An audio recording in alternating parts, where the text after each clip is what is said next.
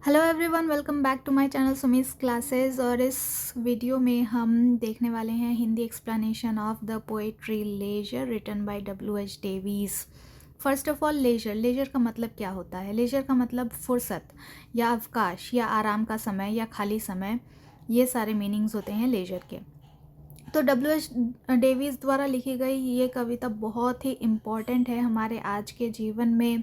ये पोएम जो है बहुत ही ज़्यादा बड़ा रोल प्ले करता है, क्योंकि जिस तरह से हम लोग आजकल बिज़ी हैं, अपनी लाइफ में बिज़ी हैं, जहाँ पे हम सुबह से लेकर शाम तक काम काम काम करते रहते हैं, जहाँ पे हमें खुद के लिए फुर्सत नहीं, खुद के लिए टाइम नहीं। क्या तो ये कॉन्सेप्ट, ये थीम लेकर ये पोएम यहाँ पर प्रेजेंट की गई है। तो चलिए आगे बढ़ते हैं और देखते हैं इस कविता में क्या होता है। तो सबसे पहले, what is this life if full of care, we have no time to stand and stare. यहाँ पर ये जो लाइंस हैं, what is this life if full of care, we have no time to stand and stare. यहाँ पर कवि कहते हैं कि ये कैसी ज़िंदगी है अगर चिंताओं से भरी हो और हमारे पास रुक कर देखने का समय ही ना हो। No time to stand beneath the boughs and stare as long as sheep और cows। पेड़ों की शाखाओं के नीचे खड़े होने का ना तो हमारे पास समय है और ना ही उतनी देर तक देखने का समय है जितना गाय भेड़ों के उनके पास अपने आसपास के नज़ारे को देखने का समय होता है। यानी कि यहाँ पर कहा गया है कि अगर हम इन दोनों लाइंस की बात करें, फर्स्ट दो लाइंस की बात करें, तो यहाँ पर कवि कहते हैं कि अगर हमेशा व्यस्त और चिंतित रहते हैं तो जीवन का जो असली मज़ा है वो हम खो देते हैं। हमारे जीवन का उद्देश्य केवल काम नहीं है, बल्कि ठहर कर प्रकृति को निहारना भी है।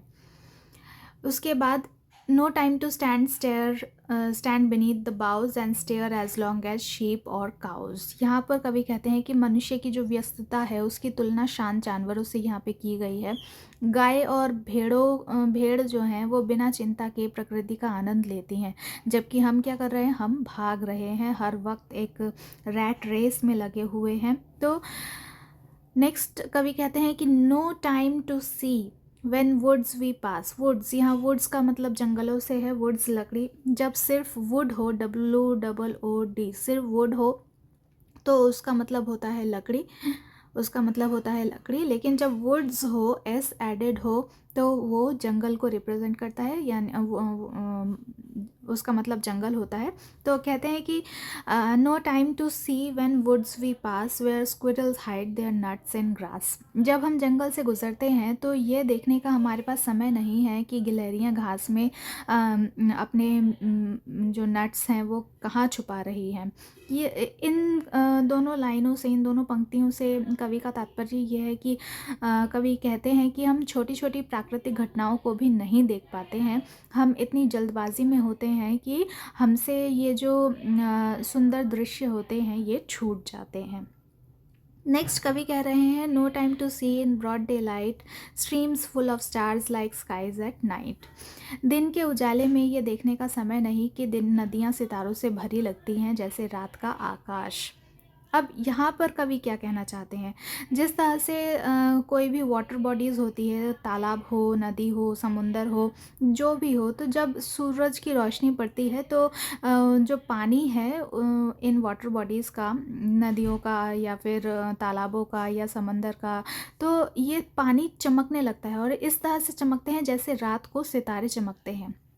तो कवि यहाँ पर कहते हैं कि धूप में चमकती जितनी भी जलधाराएं हैं रात के तारों जैसी लगती हैं, लेकिन हम इतनी जल्दी में होते हैं कि ये सौंदर्य देख ही नहीं पाते हैं। नेक्स्ट कवि कहते हैं, no time to turn at beauty's glance and watch her feet how they could dance. यहाँ पे पर्सोनिफिकेशन का यूज़ किया गया है, जहाँ पर ब्यूटी को पर्सोनिफाई किया गया है और कवि कहते हैं कि सौंदर्य की एक झलक पर मुड़ने का समय नहीं और उसके पैरों की नृत्य सी गति को देखने का समय नहीं।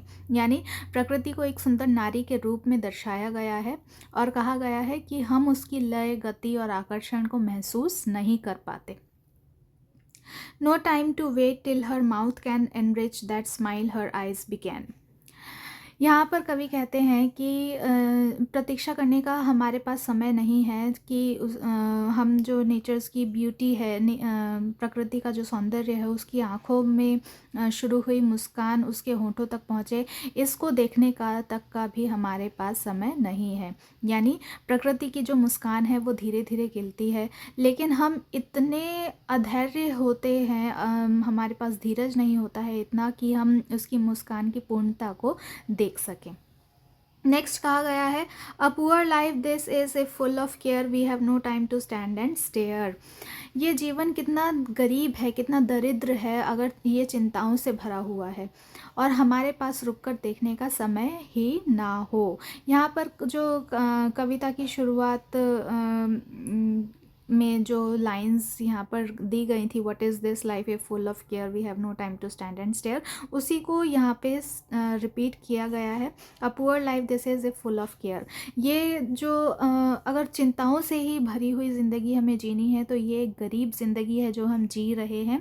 We have no time to stand and stare, हमारे पास खड़े होकर प्रकृति का आनंद लेने का समय नहीं है।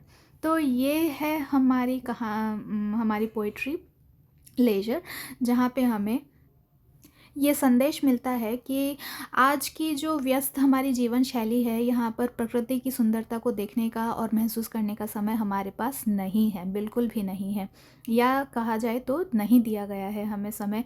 हम काम में इस तरह से बिज़ी हो गए हैं आजकल।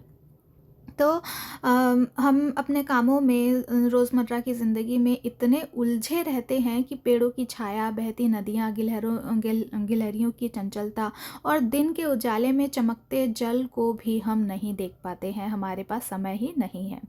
यहाँ पर कवि और कहते हैं कि अगर हमारे पास रुककर देखने, सोचने और आनंद लेने का समय नहीं है तो हमारा जीवन वास्तव में गरीब है।